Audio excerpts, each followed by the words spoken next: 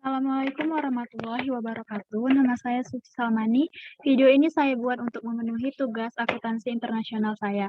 Di sini saya akan menjelaskan tentang praktik akuntansi internasional. Yang pertama di sini ada perbandingan praktik akuntansi internasional pada Anglo-Saxon, Nordik, lalu ASEAN.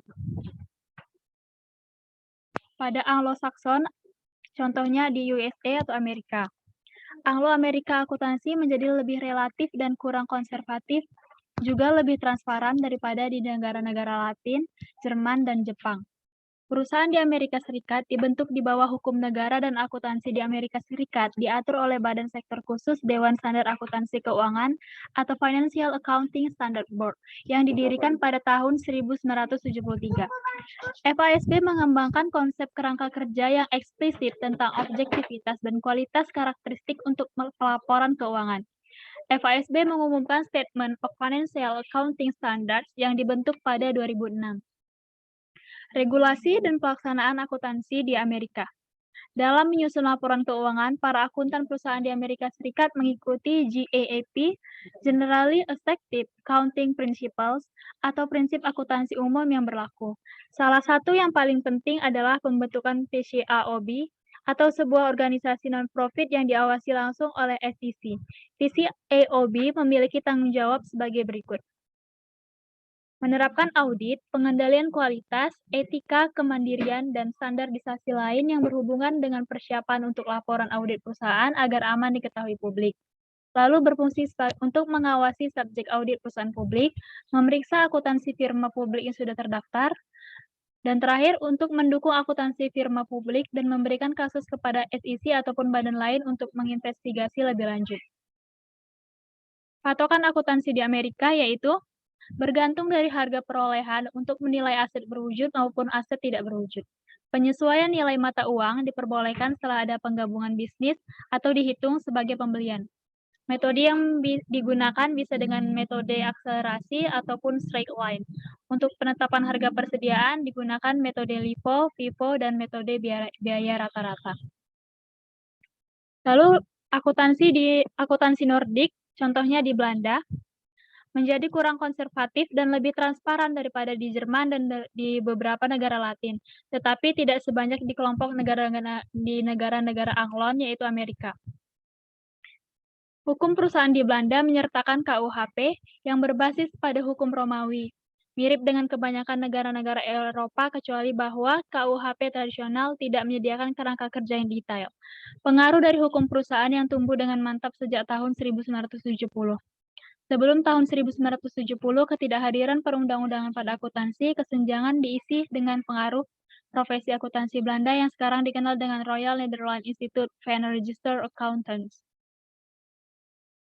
Regulasi dan pelaksanaan akuntansi di Belanda. Dewan Pelaporan Tahunan mengeluarkan tuntunan terhadap prinsip akuntansi yang dapat diterima secara umum. Dewan tersebut memiliki anggota berasal dari 3 kelompok yang berbeda, yaitu penyusunan laporan keuangan perusahaan, pengguna laporan keuangan, dan auditor laporan keuangan. Laporan keuangan pada akuntansi Nordik yaitu neraca, laporan laba rugi, catatan-catatan, laporan direksi, dan informasi lain yang direkomendasikan. Pengukuran akuntansi. Metode yang digunakan adalah metode pembelian, goodwill, merupakan perbedaan antara biaya akuisisi dengan nilai wajar aktiva dan kewajiban yang dibeli. Fleksibilitas Belanda dalam pengukuran akuntansi dapat terlihat dengan diperbolehkannya penggunaan nilai kini untuk aktiva berwujud seperti persediaan dan aktiva yang disusurkan. Lalu akuntansi ASEAN, contohnya di Jepang. Pembukuan dan laporan keuangan Jepang menggambarkan adanya percampuran dari pengaruh domestik dan internasional. Dua agensi pemerintahan yang terpisah memiliki tanggung jawab regulasi akuntansi, dan terdapat pengaruh yang lebih jauh lagi dari Undang-Undang Pajak Penghasilan Perusahaan Jepang. Regulasi dan pelaksanaan akuntansi di Jepang yaitu, pemerintah nasional memiliki pengaruh yang signifikan terhadap akuntansi Jepang. Regulasi akuntansi berdasarkan pada 3 badan hukum yaitu Undang-Undang Perusahaan, Undang-Undang Pertukaran dan Sekuritas, serta Undang-Undang Pajak Penghasilan Perusahaan. Laporan keuangan pada akuntansi Jepang yaitu neraca, laporan laba rugi, laporan atas perubahan ekuitas pemegang saham, laporan bisnis, dan laporan jadwal terkait.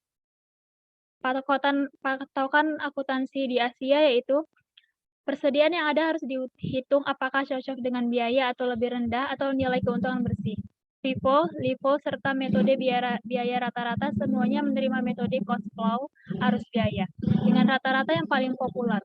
Investasi dalam saham dinilai pada harga pasar. Aset tetap dinilai pada biaya dan depresiasi yang berkenaan dengan hukum perpajakan. Metode declining balance merupakan depresiasi yang paling umum. Aset bersih juga diuji dengan penurunan nilai. Lalu di sini ada faktor-faktor yang mempengaruhi perbedaan praktek-praktek akuntansi internasional. Yang pertama ada sistem pendanaan, sistem hukum, perpajakan, ikatan politik dan ekonomi, inflasi, tingkat perkembangan ekonomi, tingkat pendidikan, dan budaya. Tantangan dalam standar akuntansi secara internasional yaitu penerjemahan standar internasional. Biasanya bahasa yang digunakan itu bahasa Inggris sehingga membuat beberapa negara sedikit kesulitan. Lalu ketidaksesuaian antara standar internasional dalam hukum nasional.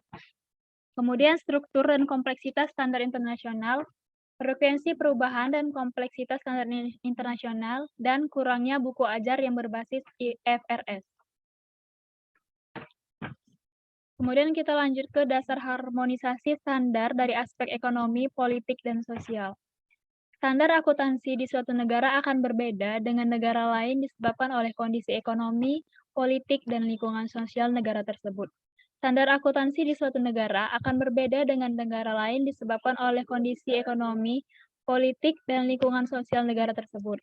Ada 3 hambatan standarisasi akuntansi internasional antara negara-negara maju, yaitu perbedaan kebutuhan dari berbagai lingkungan ekonomi, perbedaan latar belakang nasional dan tradisi atau aspek sosial, tantangan standarisasi terhadap kedaulatan nasional, atau dari segi aspek politik.